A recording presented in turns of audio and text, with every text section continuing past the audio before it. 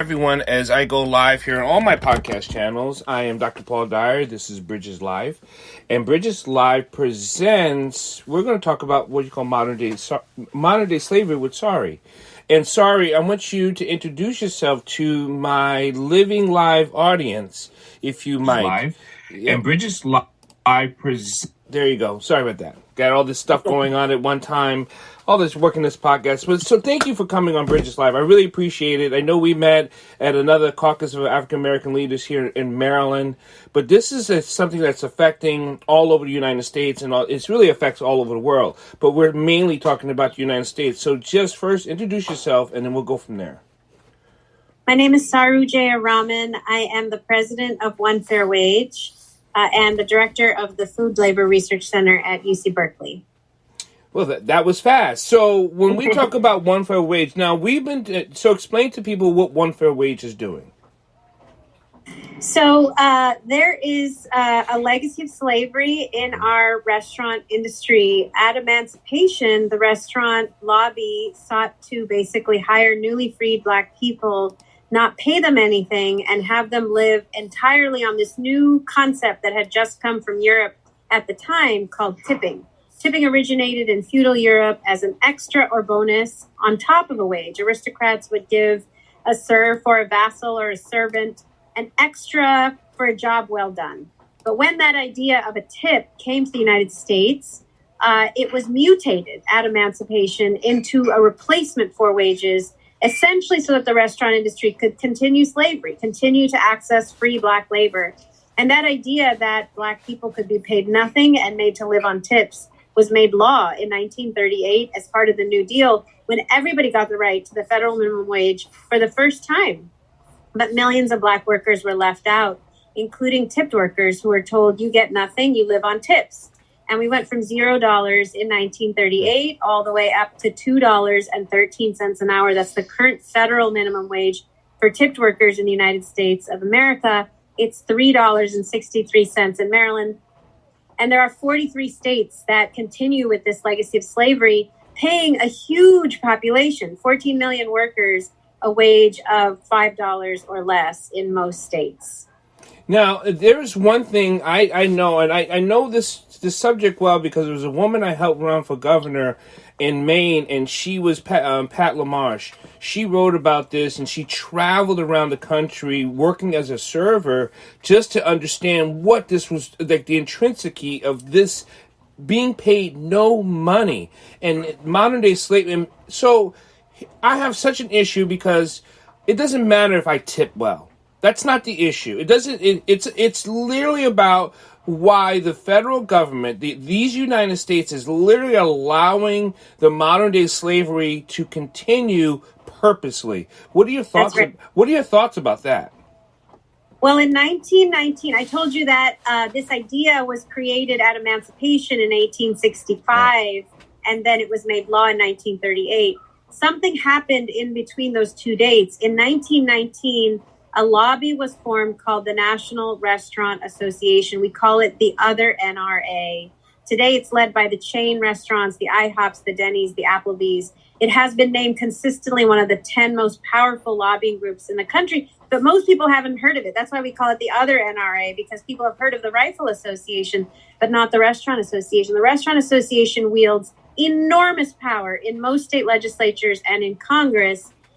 Basically has bribed, there's no other way to say it, legislators through campaign donations and hosting them at their restaurants, bribed legislators to agree to basically allow this one industry the right to not pay its own workers' wages. If you think about what tipping is, it's essentially a system in which restaurants are having one group of working people pay another group of working people's wages so that they as employers aren't paying for the value of the labor that they're profiting from. And instead, the customers are coming in and paying their workers' wages for them. They're the only industry, really, that has profited this majorly. They've grown tremendously. 14 million workers is now 1 in 10 American workers. And the profits have been skyrocketing, even during the pandemic, while these workers have suffered. And it got really so much worse with the pandemic. Look, this remains an industry that is overwhelmingly women. disproportionately women of color, mostly women working in very casual restaurants and bars, highest rates of single moms of any industry, highest rates of sexual harassment of any industry because they have to put up with so much to get these tips. But there were always 7 states that did it differently. There's always been a different way. California, Oregon, Washington, Nevada, Minnesota, Montana, and Alaska all require full minimum wage with tips on top. And unlike everything you're going to hear from the Restaurant Association, those 7 states have booming restaurant industries. They're doing really well. Mm-hmm. Why? Because they find when they pay people better, those people do what? They go out, they spend it, they eat out, they tip better. Right. So tipping is higher in those states. Restaurants are growing faster. Small business restaurants are growing faster. They lost fewer restaurants during the pandemic. Job growth is higher, and tipping averages are also higher in those states. But the Restaurant Association has been fighting this effort and fighting me, actually personally, for the last 20 years as we've tried to get rid of this sub-minimum wage for tipped workers across the country. I will say, Dr. Dyer, that we are in a moment of really, really exciting, hopeful moment, historic moment, where because of the pandemic, finally, millions of workers are rejecting this sub-minimum wage, this legacy of slavery, leaving the job because they reached their breaking point during the pandemic. They said, tips are way down because sales are down. Harassment is way up. We heard from so many women who said, I'm regularly asked, take off your mask so I can see how cute you are before I decide how much I want to tip you. But worst of all, they were asked to enforce COVID protocols on the same people from whom they had to get tips to survive. It was an impossible situation. Millions of workers have left or are leaving. And in response, thousands of restaurants are voluntarily raising wages to recruit staff. And they are joining forces with us to call for policy that will end this legacy of slavery, that will end the sub-minimum wage for tipped workers. We just won a huge victory in Washington, D.C. as a result of this change. D.C. tipped workers, for the first time since emancipation, are going to get a wage. It's going up from $5.05 to $16.75. And we really hope Maryland and many other states are going to follow D.C. I don't think Maryland will. I just think Maryland's big on keeping the slave mentality in their state. If you think of Maryland, Maryland is the richest state in the United States. Okay? I know that. Most people didn't know that. Most people don't know that. Maryland has a large sum of money in their coffers. Right? They can literally pay anyone who's unemployed today, $30,000 a year for 5 years. Wow. That's how much money they have. I mean, we're talking about everyone unemployed. You can literally get a check for 30 G's. Wow. So with this misogynist United States we live in, and it doesn't seem like we are making movements to uncover how misogynistic that this country is. And then how white America has literally ignored all the service industry. Now, can we talk about other service things like housekeeping? Absolutely. But this specific topic, how can people help you? Because I see that people are trying to ask you a question, but we don't have much time to just get into. But if people want to ask you a question, where can they reach you? How can they get involved? And how can they support? I'm so glad you asked. They can go to www.onefairwage.org, ONEFAIR wage.org.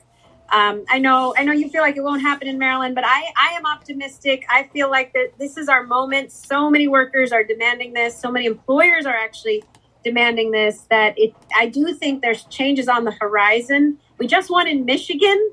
Michigan just became the 8th state to end the sub-minimum wage for tipped workers. If Michigan can do it, I think New York, Maryland, Massachusetts, many states that are moving legislation this year can do it. So we'd love you to help us. Go to that website and you can join us by talking to legislators and telling them enough is enough.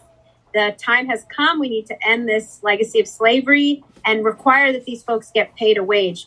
Tipping is great. And if you always should tip well because workers don't make enough, but we should not have to be subsidizing multi-billion-dollar corporations by paying their workers' wages for them through our tips. I know we just got a new governor, and I am hopeful about that. Westmore is he's just an incredible person. I'm glad to have met him and know him a little bit. But I think he'll be a great governor. But I think the state itself has to push things. I think the people have to push. That's right. The political movement. I don't think political movement should stop pushing people, because they've been doing this since 1919. That's right. We need people to push the narrative. That's right. So that's right. And I think all of your listeners probably have, if they don't work in the industry, they probably have experienced help wanted signs, or the fact that there's not enough service right now. Restaurants are not open as much as they used to because they don't have enough staff. All of us are impacted when workers say, I can't do this anymore. I can't actually afford to work for these wages. If you think about it, when your wage of $3.63 is less than the cost of 1 gallon of gas in Maryland, you're not going to go to work and spend more in the money it takes to get to work than you get when you get there. And so this industry will never have enough workers unless it raises wages. So everyone has a personal story. Why? How come this? Because this cross-reference to me about human trafficking. Because when we talk about modern day slavery, how do we get our workers? Well, we get workers that feel like they don't have a voice. So a lot of those people are minimized by either their ethnicity or because of how they brought into this country. So again, it crosses the human trafficking so much about what America doesn't know about their own disgusting ideas and what's funneling and what's fueling this. How did you get here? So my journey started on 9/11. On 9/11, I was asked by a union that represented workers at Windows on the World, which was the restaurant at the top of the World Trade Center, Tower 1. On that morning, 73 workers died and 250 workers lost their jobs. And I was already organizing workers, particularly immigrant workers. My parents are immigrants from India. And so I definitely started, thinking about immigrant workers, but being introduced to the workers from Windows on the World, you end up realizing everybody works in this industry and everybody's screwed by this industry, particularly African Americans who have the longest history of being screwed by this industry. And so it became a passion of mine because it is, to me, this story, this history, this industry is the epitome of economic inequality and corporate control of our democracy.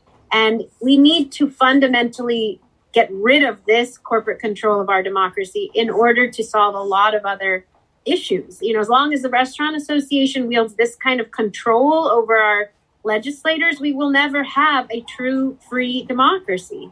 So we have to undermine this if we want to. The other thing to know is that when you've got that many workers, 14 million workers struggling with wages of $2 and $3 across the country, they're working 2 and 3 jobs. They don't have time or ability nor interest in voting. That's true. When they've seen elected officials of both parties leave them behind at $2 and $3 because of the power of the Restaurant Association. It's perfectly rational to say, I'm not going to take time out of my 2 or 3 jobs, maybe lose tips, maybe even get fired, to go vote when I see no impact from voting. And so if we really want a true democracy where people can engage, we have to be able to pay them a wage that allows them to feed their families. And that's not happening right now. What happens when people don't engage? You teeter towards autocracy and fascism. That is when people like Donald Trump gain power, when people don't have the capacity to engage. On the other hand, if people engaged because they were paid enough, then you could see people engage on things like voter suppression and abortion rights and gun control and climate change. But when you're just struggling to survive, you don't have capacity to work on those issues. Well, I tell you, if you didn't know, if people listen, people, thank you for listening to me for Bridges Live and Dr. Paul Dyer. We're talking to Sari about just really modern day slavery, but she just gave a breakdown on civic lesson on how it is it's a magnitude of interwoven things. People think they're on this side of the fence. This and that. You cannot be on the fence when human rights are being decimated because there is an autocracy. There is a hierarchy. We've put ourselves into a system that people don't have a voice. And if that's the system you want to live in, because people eat out, we know that. People eat, obviously people eat out because there's 14 million workers, and they're making tons of, they're not making money. The owners, the restaurants, right. and then so it's almost like if we could stop everyone from eating, they would wake up like, oh, I think we got to address this. So is there a way we can actually push this in DC, or, because I'm glad you mentioned this has nothing to do with a Democrat or Republican. This has nothing to do about political parties. This is about people not caring enough about people. That's right. That's right. People caring more about companies and corporations and owners rather than workers. Yes, look, we are seeing actually thousands of restaurants across the country and hundreds in Maryland voluntarily raise wages in order to recruit staff. We're seeing on Indeed restaurants that are posting jobs that used to be $3 that are now posting $15 plus tips. So what we need you to do is wherever you eat out, whenever you eat out, go communicate to the manager or the owner at the end of your meal. How much do you pay the serving staff here? Is it that $3 wage that you're allowed to pay in Maryland, or do you pay more? I'm a paying customer. I love eating here. I love the food and the service, but I want to keep coming if you pay your people a full wage, because I don't want my tips to count against their wages. Do you know every time you eat out in a full service restaurant, essentially what's happening is that your tip allows the employer to pay less than the minimum wage. If you didn't tip, they would be forced, they're supposed to by law actually pay the minimum wage. And I'm not saying, please tip, but make sure wherever you go that you talk to the manager or the owner and say, I want my tip to be on top of the wage, not instead of the wage. So speak up, communicate. I just got a great idea before you take off, because I know you're at a conference. If there was a way at the website where you can print out a small card saying, are you part of this or are you against this? And then this way, as customers, we hand this to the manager going, are you for this or against this? And if they're like, well, we don't know, well, until you know, I won't come back. It's almost... we did create a card like that at one point, but we can bring it back and get it to you, because I think that's a great idea. I just think when people have that little small bit of information, like, well, what kind of company are you? I mean, I don't know. I mean, I'm eating at blah, blah, blah restaurant, and I know that, are you part of this or are you for this? Oh, we pay our servers. Let them come out and say, oh, we totally pay our servers. Great. So we can put that on our list, and so we can tell two friends and they tell two friends. Right. But what a lot of these employers will tell you is, oh, well, our servers make $20, $30 with tips. That's not my question. That's my right. question is, how much are you paying the server? And, that's what you need to ask. How much are you paying servers here? Is it $3 or is it an actual full wage? Are my tips on top of a full wage or instead of a wage? That's what you need to find out. Sorry, I want to do this more. I know you're busy, so thank you for taking out your time. Many blessings to you. Be safe out there, and you can always call on me. We could do this another time. But Wonderful. Again, give your numbers and your digits and and the information of the website where people can contact you for this. Thank you. Yes, please go to onefairwage.org. You can send an email to info@onefairwage.org. Get involved, ask questions by sending that email. We'd love to work with you to get this done in Maryland. I agree. I think Governor-elect Moore has all the promise to get this done. People of Maryland need to tell him, Governor Moore, we have to get this done. We have to end this legacy of slavery in Maryland. It's a shame. Thank you. I'm going to let you go, and you be safe out there, and then I will talk to you soon. Okay. Thank you so much. Take care. Bye-bye. So as we let sorry go, I want people to understand this. Modern day slavery is modern. It is the now slavery.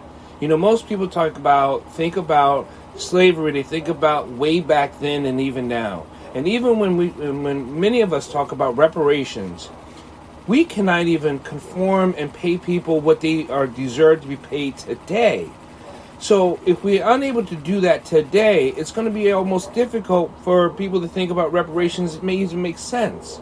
So please understand the civilization you're living in. Understand the globalization you're living in. Understand the economic slavery that people have been put in because you have not taken a stance. We need you to take a stance. We need you to wake up. We need you, and I'm not saying be what they call the woke society. Be informed. Understand where you eat, who gets paid, where your taxes are going, where your taxes get used for. There's so many issues out there, and the issues are continuous because those people, whoever those people are, and it has nothing to do with color. That's the issue. This is not about color or race or religion. There are people who are on top, and there are people who are abusing the bottom, and it's been that way for a very long time. So let us be us. Let us make a we instead of always thinking about the me. I hope this helps you. I'm Dr. Paul Dyer. This is Bridges Live, and I'll see you again soon.